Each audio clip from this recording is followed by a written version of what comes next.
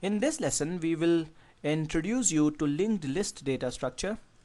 In our previous lesson, we tried to implement a dynamic list using arrays, and we had some issues there. It was not most efficient in terms of memory usage, in terms of memory consumption. When we use arrays, we have some limitations. To be able to understand linked list well, we need to understand these limitations. So I'm going to tell you a simple story to help you understand this. Let us say this is computer's memory and each partition here is 1 byte of memory. Now as we know, each byte of memory has an address. We are showing only a section of the memory, that's why it is extending towards the bottom and the top. Let's say the address increases from bottom to top. So if this byte is address 200, the next byte would be address 201, and next byte would be address 202, and so on. What I want to do is I want to draw this memory from left to right horizontally instead of drawing it from bottom to top like this. This looks better. Let's say this byte here is address 200, and as we go towards the right, the address increases. So this is like 201, and we go on like 202, 203, and so on. It doesn't really matter whether we show memory from bottom to top or left to right. These are just logical ways to look at the memory. So coming back to our story, memory is a crucial resource and all the applications keep asking for it. So Mr. Computer has given this job of managing the memory to one of his components, to one of his guys, who he calls the memory manager.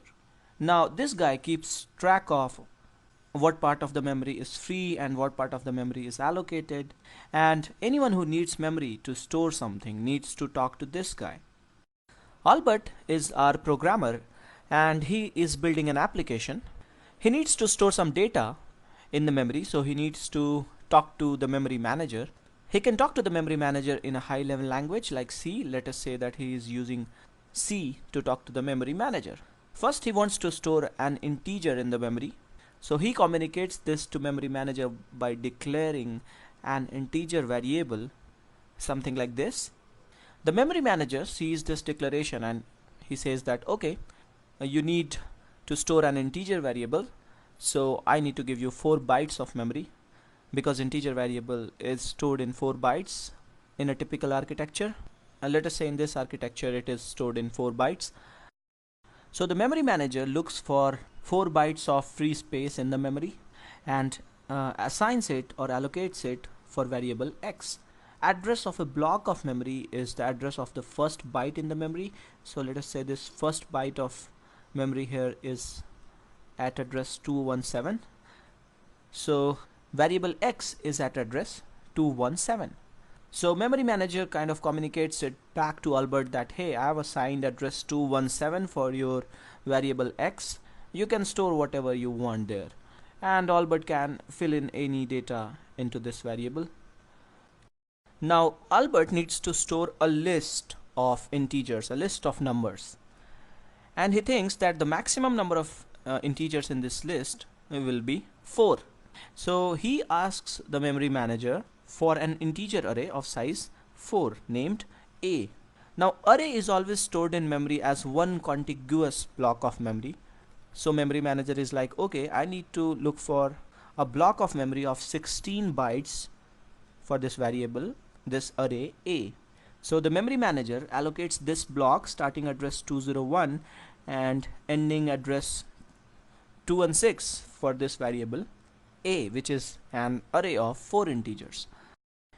Because array is stored as one contiguous block of memory and memory manager conveys the starting address of this block, whenever Albert tries to access any of the elements in the array, let's say he tries to write some value at the 4th element in the array, which he accesses as A3, Albert's application knows where to write this particular value because it knows the base address, the starting address of the block A, the array A, and from base address, using the index which is 3 here, it calculates the address of A3. So it knows that A3 is at address 213. So to access any of the elements in the array, the application takes constant time. And this is one awesome thing about arrays, that irrespective of the size of the arrays, the application can access any of the elements in the array in constant time. Now let's say Albert uses this array of 4 integers to store his list.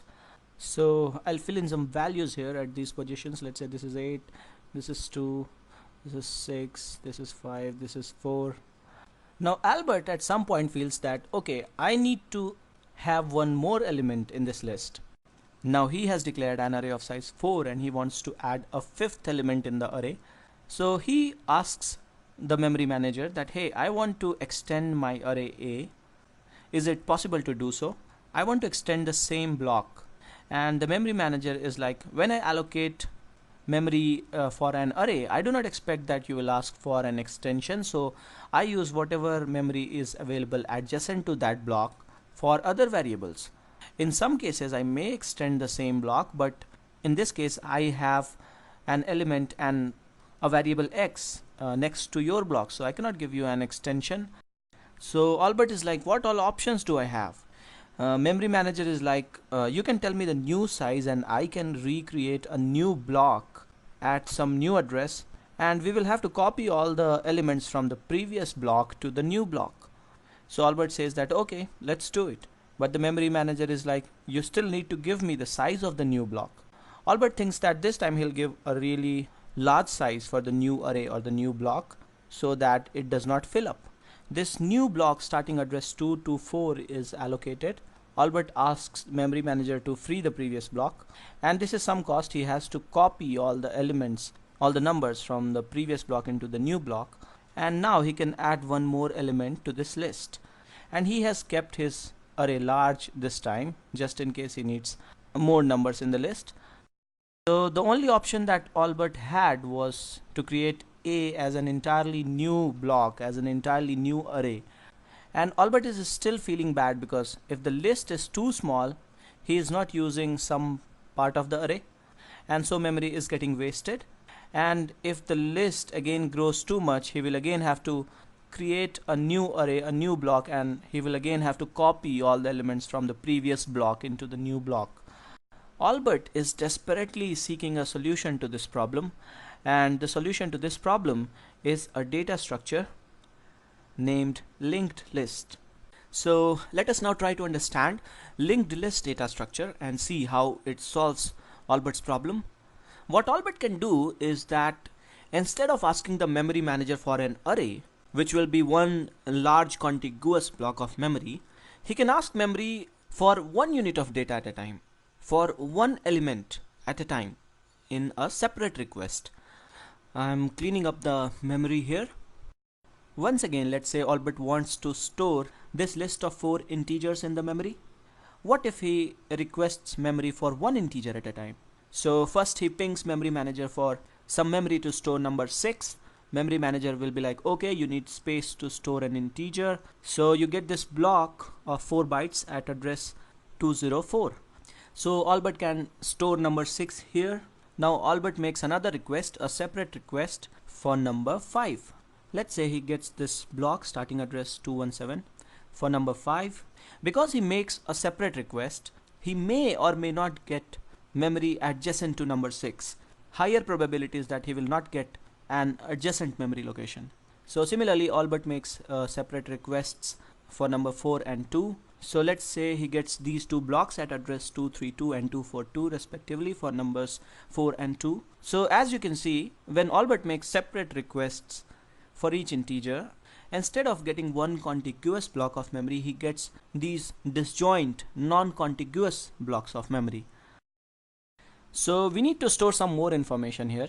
We need to store the information that this is the first element in the list and this is the second element in this list.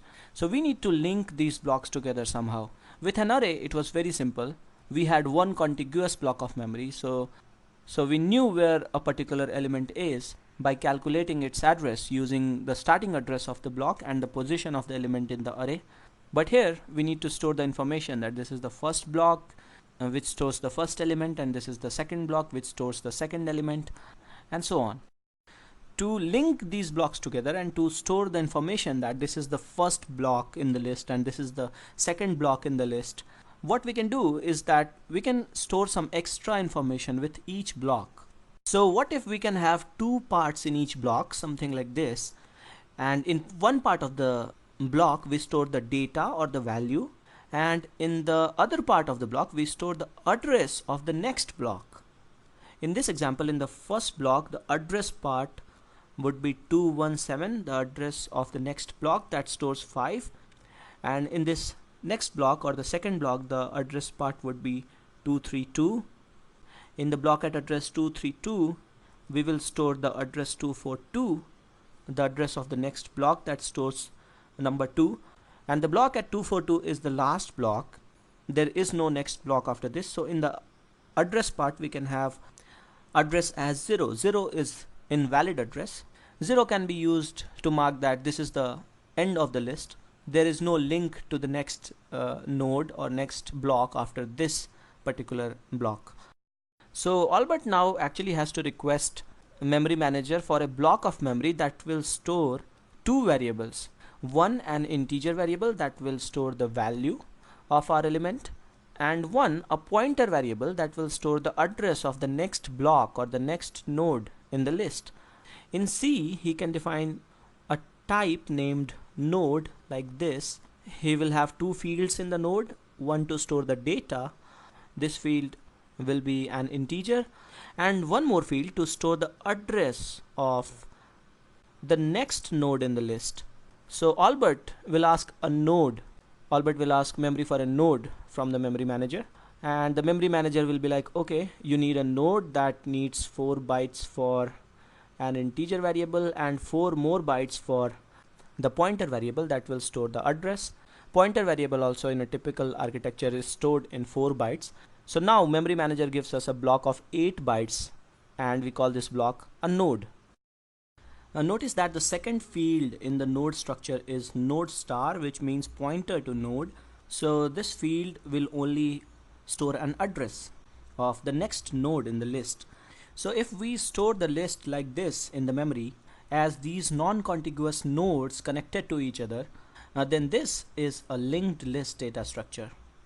Logical view of the linked list data structure will be something like this. Data is stored in these nodes and each node stores the data as well as the link to the next node. So each node kind of points to the next node. The first node is also called the head node, and the only information about the list that we keep all the time is address of the head node or address of the first node. So address of the head node kind of gives us access to the complete list. The address in the last node is null or 0, which means that the last node does not point to any other node. Now if we want to traverse the linked list, the only way to do it is we start at the head, we go to the first guy, and then we ask the first guy the address of the next guy, address of the next node, and then we go to the next node and ask the address of the next node. And this is the only way to access the elements in the linked list. If we want to insert a node in the linked list, let's say we want to add number 3 at the end of the linked list, then all we need to do is first create a node in the linked list. First create a node independently and separately. It will get some memory location.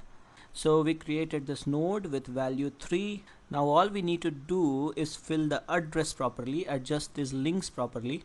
So the address of this particular node will be filled in this node with value 2, and this node, the address part can be null, so it is the last node, it does not point to any other node. Let's also show this these nodes in the memory here. So I've written the address of each node in brown at top of these nodes, and I've also filled in this address field of each node. Let's say the node for value 3 gets address 252. So this is how things will be in the memory, and this is how the logical view will be. The linked list is always identified by the address of the first node, and unlike arrays, we cannot access any of the elements in constant time. In the case of arrays, using the starting address of the block of memory and using the position of the element in the list, we could calculate the address of the element. But in this case, we have to start at the head and we have to ask this element for next element and then ask the next element who is your next. It's like playing treasure hunt. You go to the first guy and then you get the address for the second guy, and then you go to the second guy and you get the address for the third guy. So the time taken to access elements will be proportional to the size of the list. Let's say the size of the list is n. There are n elements in the list. In the worst case, to traverse the last element, you will go through all the elements. So time taken to access elements is proportional to n, or in other words, we say that this operation will cost us, or rather the time complexity of this operation is big O of n. Insertion into the list. We can insert anywhere in the list. We first need to create a node and just adjust these links properly. Like say I want 10 at third position in the list, so all we need to do is create a node, store the value 10 in the data part, something like this. Let's say we get the node 10 at address 310. So we will adjust the address field in the second node to point to and this node with address 310, and this node will point to the node with value 4. Now to insert also, we will have to traverse the list and go to that particular position, and so this will be big O of n again in terms of time complexity. The only thing is that the insertion will be a simple operation. We will not have to do all the shifts as we had to do in an array. To insert something in between, we had to shift all the elements by one position towards higher indices. Similarly, to delete something from this list will also be on. So we can see some good things about linked list. There is no extra use of memory in the sense that some memory is unused. We are using some extra memory. We are using some extra memory to store the addresses, but we have the benefit that we create nodes as and when we want, and we can also free the nodes as and when we want. We do not have to guess the size of the list beforehand like in the case of arrays. We will discuss all the operations on linked list and the cost of these operations, as well as comparison with arrays in our next lessons. We will also be implementing linked list in C or C++. So this is all for a basic introduction to linked list. Thanks for watching.